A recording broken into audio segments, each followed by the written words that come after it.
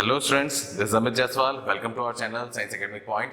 आज हम लोग बात करेंगे क्लास 11th स्टैंडर्ड्स के वेलकमर्स और न्यू कमर्स के लिए, बिकॉज रिसेंटली वो लोग क्लास 10th के एग्जाम्स खत्म करके अभी रिजल्ट का वेटिंग मोड में भी हैं, लेकिन क्लास 11th के लिए अपनी प्लानिंग बना रहे हैं कि आगे हमें क्या करना चाहिए, कौन सा स्ट्रीम चूज करना चाहिए, क्या सब्जेक्ट्स लेना चाहिए। अगर मैं मैथ्स लेता हूँ तो मुझे जेई करना चाहिए, एनडीए करना चाहिए। बहुत सारे फ्यूचरिस्टिक स्कोप हैं, उसके बारे में आज हम लोग डिस्कस करेंगे।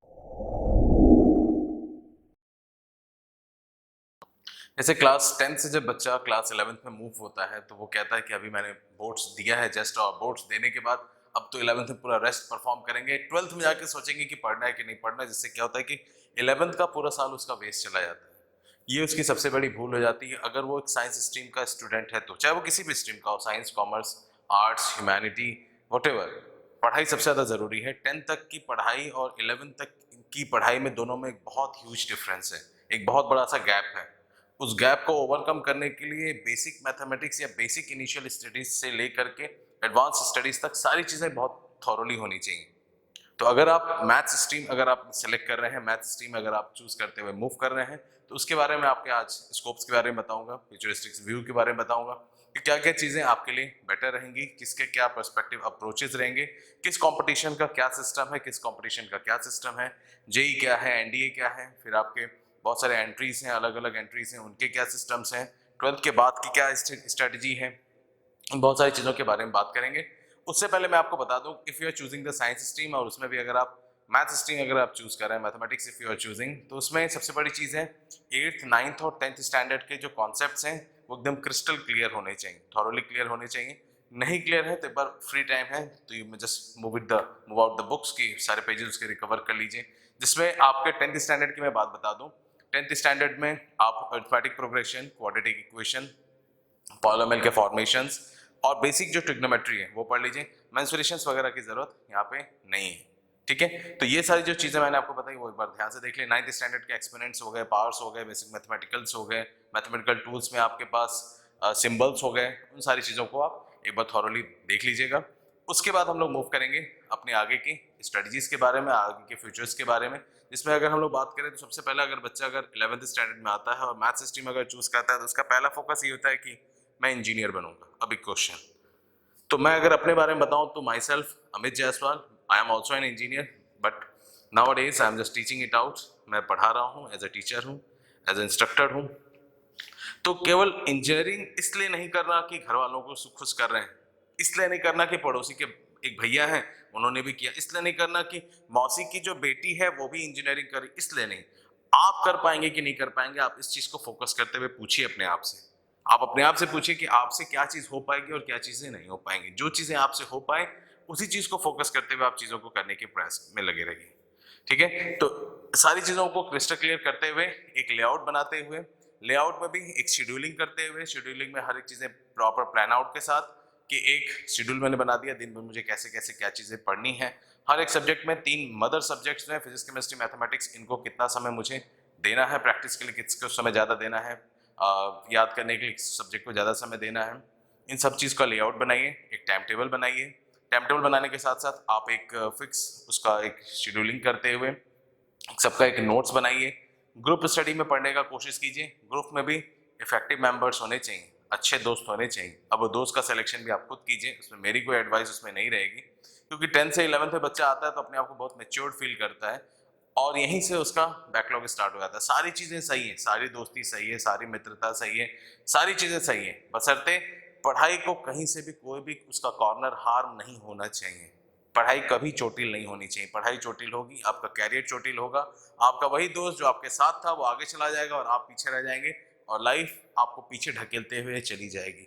हर साल जेई में लाखों एस्पिरेंट्स आते हैं, 10,000 12,000 ही सेलेक्ट होकर के जेई IITs को पा पाते हैं, बाकी सब नहीं पा पाते हैं। सपना सबका है, कोटा में तैयारी सब करते हैं, कानपुर में तैयारी सब करते हैं, घर बैठ के तैयारी सब करते हैं, सिलेक्शन सब नहीं पा पाते। एग्जाम सब देते हैं, आपने भी मैथ्स का पेपर दिया, आपने भी साइंस का पेपर दिया। एग्जाम होने से पहले अगर कोई आपसे पूछा are you prepared for mathematics, yes definitely, क्या है सिलेबस में, कुछ नहीं, चैप्टर रियल नंबर से स्टार्ट होता है, प्रोबेबिलिटी भी खत्म हो जाता है, I am damn prepare. Selection क्या किया सर, हमने तो बेसिक नहीं सेलेक्ट किया था, हमने तो स्टैंडर्ड सेलेक्ट किया था। सब कुछ सही है। एग्जाम के रिजल्ट से एक दिन पहले तक हम लोग अपने मम्मी डैडी को इस चीज का भी आश्वासन देते हैं, mom I am getting 79.5, 79 itself, 80 से कम तो आ ही नहीं सकता है आउट ऑफ 80। 20 तो स्कूल ने दिया ही होगा, 80 में से 80 वो स्कोर हो गया, 100 में तो कम आएगा। और जब एग्जाम आता है, तो जब एग्जाम का रिजल्ट आता है, रोल नंबर डाला, एंटर किया, बेहोश। क्यों? क्योंकि आपने जो 80 मार्क्स एक्सपेक्ट किया था उसमें आपके 64 है। फिर आप एक्सक्यूजेस क्या देते हैं? कॉपी गलत चेकिंग हुई है, हमको पता है कॉपी गलत चेक किए हैं, खुन्नस निकाले हैं, जल्दी जल्दी में चेक किए हैं, इसलिए। वो चीजें नहीं होती कभी भी। आप अपने घर वालों से झूठ बोल रहे हैं। क्यों? क्योंकि आप सबसे बेहतरीन तरीके से जानते हैं कि जो पेपर मैंने दिया है वो कितने क्वेश्चंस उसमें सही थे, मुझे कितने मार्क्स आ रहे थे। आपने क्यों झूठ बोला? कि कम से कम एग्जाम के डे से लेकर के रिजल्ट तक के दिन तक की जर्नी मेरी बहुत अच्छी बीते, इसी आश्वासन में आपने बोल दिया। तो इन सब चीजों से परे अब 11th स्टैंडर्ड से लेकर के आगे तक की जर्नी, अब इसको 11th मत समझिए, अब आप इसको समझिए कि मेरा बोर्ड्स प्लस कंपटीशन, कि मेरी जो जर्नी है वो 2 इयर्स ऑफ जर्नी है। इस 2 साल की जर्नी को मुझे ट्रैवल आउट करना है along with your strategies and the studies. ठीक है, बुक्स कौन कौन सी फॉलो करनी है? हमें एनसीईआरटी फॉलो करनी है मैथमेटिक्स में, और फिजिक्स और केमिस्ट्री में भी मुझे एनसीईआरटी फॉलो करनी है अलॉन्ग विथ रेफरेंस बुक। आप मैथ्स में आर डी शर्मा फॉलो कीजिए, उसके साथ साथ अमिता अग्रवाल जी की भी बुक आती है आर्यन पब्लिकेशन की, आप उसको फॉलो कर सकते हैं। लेकिन एक बात ध्यान रखिए, बुक कोई भी फॉलो कीजिए, उसको थॉरोली सॉल्व कीजिए। सर ने वो बुक बोला वो भी खरीद लिया, वो बुक बोला वो भी खरीद लिया। बुक खरीद करके हीप अप करने से नहीं होगा, पाइलअप करने से नहीं होंगी चीजें। कोई भी बुक कीजिए, उसको थॉरोली कीजिए, कंप्लीट सोल्यूशन उसका रखिए, और कोई भी डाउट है तो तुरंत इंस्टेंटली आपके नजदीकी जो भी जिनसे भी आप टच में हैं, किसी भी टीचर से आप टच में, तो उनसे अपने डाउट्स क्लियर कीजिए। एक चीज। दूसरी चीज, आप जब भी किसी चीज को ऑनलाइन अगर आप वॉच आउट करते हैं, जैसे मान लीजिए अभी आप फ्री क्लासेस या ऑनलाइन क्लासेस अगर आप अभी ले रहे हैं, इसका मतलब ये नहीं कि आप आज मेरा लेक्चर देखें, कल उसका लेक्चर देखें, तीसरा उसका लेक्चर देखें, टॉपिक चूज किया, क्योंकि हर एक टीचर का एक्सप्लेनेशन क्राइटेरिया अलग अलग है, और सारे टीचर से आपकी बॉन्डिंग हो जाए, इट इज नॉट पॉसिबल। तो किसी भी प्लेटफॉर्म को चूज कीजिए। मैं ये नहीं कह रहा हूं कि आप मेरे प्लेटफॉर्म को चूज कीजिए, नहीं, आप किसी भी प्लेटफॉर्म को चूज कीजिए, stick to a single platform, एक प्लेटफॉर्म पे स्टिक होकर के थॉरोली पूरी पढ़ाई कीजिए। ठीक है, तो आज हम लोग बात करेंगे बेसिकली 2 एग्जाम्स के बारे में, एनडीए के बारे में और जेई के बारे में। जेई भी अपने साल में 2 मेंस एक्सेप्ट करता है और 1 एडवांस एक्सेप्ट करता है। मेंस के थ्रू हम लोग triple ITs, NITs, national institute of technologies, Indian institute of information technologies, इन सब चीज़ों और अच्छे जो गवर्नमेंट कॉलेजेस उनको हम लोग सिलेक्ट आउट करते हैं। एडवांस देने पे अगर एडवांस हमारा निकलता है तो हम लोगों को आईआईटीज कॉल करती है, आईआईटीज में फिर हम लोग अपना एडमिशंस लेते हैं। तो there are 2 levels of JEE, mains and advance. In the session in one academic year 2 mains are there and 1 advance is there. ठीक है, और एनडीए भी अपने आप का 2 पेपर कराता है। एक पेपर आपके मंथ ऑफ अगस्त में एक होता है, जिसका एग्जाम्स डिपेंड्स करता है कि नवंबर में पढ़ रहा है या आपका सितंबर में पढ़ रहा है, और एक होता है अप्रैल के मंथ में अलॉन्ग विथ यूपीटीयू। तो एनडीए के भी साल में 2 एग्जाम्स हैं, एक सेशन में, एक एकेडमिक सेशन में, और जेई के 2 मेंस हैं, सिंगल एडवांस एग्जाम्स हैं। ठीक है, 11th और 12th स्टैंडर्ड की बात करें तो 12th स्टैंडर्ड का जो पूरा सिलेबस है वो कैलकुलस से भरा हुआ है। 60% ऑफ सिलेबस जो है वो कैलकुलस का वेटेज कैरी ओवर करता है, और बाकी अलजेब्रिक पोर्शंस भी हैं। 11th का पोर्शन 12th के कंपैरिजन में आप ये नहीं कह सकते 11th थोड़ा सा वीक है, 12th थोड़ा सा अच्छा है, 12th को ज्यादा इंपॉर्टेंस देनी चाहिए, 11th को नहीं देनी चाहिए। देखिए 11th 12th के लिए 11th जो है एक पूरा बेस का रोल प्ले करता है, और बेस आपका वीक हो जाएगा तो you can't able to grab a concept और single concepts of the 12th standard. क्योंकि 12th का जो 60% का वेटेज जो मैंने आपको बताया कि आपका कैलकुलस का पोर्शन है, उसका basic portion continuity and differentiability that is limits and derivatives class 11th का ही पार्ट है। तो इसमें अगर आपने थॉरोली नहीं सीखा तो वहां जाकर के आपको दिक्कत फेस करनी पड़ सकती है। तो 11th का सिलेबस थॉरोली पढ़िए, टाइम का गोल्डन अपॉर्चुनिटी है, इसको फुल्ली यूटिलाइज कीजिए, और जो भी आपके आगे के स्कोप्स हैं उसको अभी से फिक्स कर लीजिए। ये नहीं आज ये आपका कैरियर है, कैरियर कोई आपका सेलेक्ट किया हुआ कोई आपका डिश नहीं है। ध्यान रखिएगा, आज मुझे डोसा खाने का मन कर रहा है तो आज मैं जेई करूंगा, कल मुझे बर्गर खाने का मन कर रहा है तो मैं फलाना करूंगा, कल मुझे पनीर चिल्ली खाने का मन कर रहा है तो मैं एनडीए करूंगा। इस हिसाब से कैरियर सेलेक्ट नहीं होता है। You have to fix your goal, career oriented हो जाइए, फिक्स कीजिए, और उसके हिसाब से अपनी स्ट्रेटेजी बनाते हुए, प्लान आउट करते हुए, सारी चीजें ऑन गूगल है, इन गूगल है, आप उसको उसमें से थॉरली निकाल करके आप अपना कैरियर स्टार्ट कर सकते हैं। तो आज अभी हम लोग बात करेंगे इसमें कि क्या चीजें हम लोग को फॉलो अप लेनी चाहिए, सिलेबस क्या स्प्लिटिंग्स हैं 11th स्टैंडर्ड में। 11th स्टैंडर्ड के अगर बोर्ड्स पॉइंट ऑफ व्यू से बात करूं तो 80 मार्क्स का पूरा वेटेज है, 20 इंटरनल असेसमेंट है। 80 मार्क्स में हमारा अलजेब्रिक पोर्शन है, अलजेब्रा है, ट्रिग्नोमेट्री है, आपका कोनिक सेक्शन है, फिर आपका 3D ज्योमेट्री है, आपका मैथमेटिकल रीजनिंग है, प्रोबेबिलिटी है, फिर कॉम्प्लेक्स नंबर, सारी चीजों का वाइंड अप करके 11th सिलेबस बना हुआ है। यहाँ पे मैंने स्क्रीन पे कुछ चीजें आपको लिखी हुई हैं बोर्ड पे, जिसमें मैंने आपको कुछ 11th स्टैंडर्ड के टॉपिक्स लिखे हुए हैं, और उसके बाद मैंने बताया कि एनडीए में क्या है, जेईई मेन का क्या है, एनसीईआरटी में कौन सी चीज अवेलेबल है, और एडवांस का क्या पोर्शन है। ठीक है, तो वन बाय वन बात करते हैं। Sets and wavy curve method, सबसे पहले हम लोग बात करेंगे फंडामेंटल मैथमेटिक्स की। जो नेक्स्ट लेक्चर मेरा आएगा वो फंडामेंटल मैथमेटिक्स का आएगा, जिसमें हम लोग लॉगरिथम्स की बात करेंगे और wavy curve method, that is inequalities की बात करेंगे, इनइक्वेशंस की बात करेंगे। फॉर एग्जांपल अगर मैं आपसे कहूं कि x इज इक्वल टू 1 तो आप कहेंगे सर x की वैल्यू 1 है। मैं कहूंगा x इज ग्रेटर देन 1 तो आप कहेंगे सर 1 की वैल्यू, x की वैल्यू 1 से बड़ी है। तो उसका रिप्रेजेंटेशन अगर मैं आपसे पूछूं तो आप नहीं बता पाएंगे अभी, क्योंकि वही चीज सीखने के लिए। तो बेसिक मैथमेटिक्स हम लोग फंडामेंटल ऑफ मैथमेटिक्स FOM पहले पढ़ेंगे, उसके बाद जाकर के हम लोग 11th स्टैंडर्ड के सिलेबस को टच करेंगे। तो पहले हम लोग डिस्कस कर लेते हैं। देखिए, जो sets and wavy curve method है, wavy curve method basically inequalities के लिए है। जैसे कि मान लीजिए मैंने कहा कि x minus 1 plus 3x greater than equals to 7। अब मैं इसका अगर आपसे ग्राफिकल रिप्रेजेंटेशन कहूं तो उन सारी चीजों को हम लोग इसमें सीखेंगे। ये सबके सिलेबस में है, जेईई मेन, एनसीईआरटी में भी दिया हुआ है। एनसीईआरटी में इस नाम से नहीं दिया हुआ है, एनसीईआरटी में जो नाम दिया है इसका वो लीनियर इनइक्वालिटी का नाम दिया हुआ है, लीनियर इनइक्वालिटी का। एक टेबल है, टेबल आप लोग बना लीजिएगा, ठीक है, और इसके हिसाब से पढ़ाई अपनी स्टार्ट कर लीजिएगा। ये सारी चीजें हैं, जैसे कि मैंने यहाँ पे आपको 4 कॉलम्स दिए, आप यहाँ पे इसी चार्ट में 2 कॉलम्स और बढ़ा लीजिए।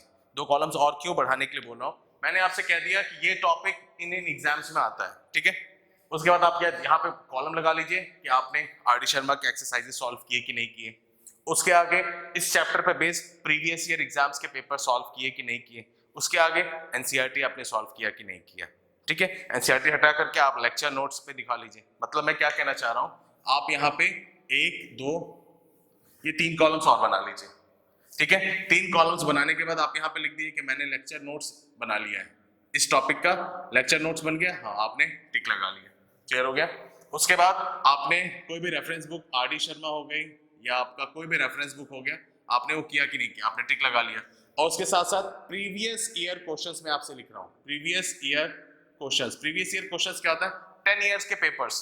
10 ईयर के पेपर्स का मतलब क्या है, कोई भी एग्जाम आपने सेलेक्ट किया, for example you are selecting NDA as your future perspective goal, तो उसके जो 10 साल के पेपर्स हैं, जिसे पाथफाइंडर आता है, पाथफाइंडर में सारी चीजें रहती है, एरियन की बुक्स आती है, बहुत सारे आपको गूगल पे भी मिल जाएगा, आपको बुक के लिए परेशान होने की आवश्यकता नहीं है।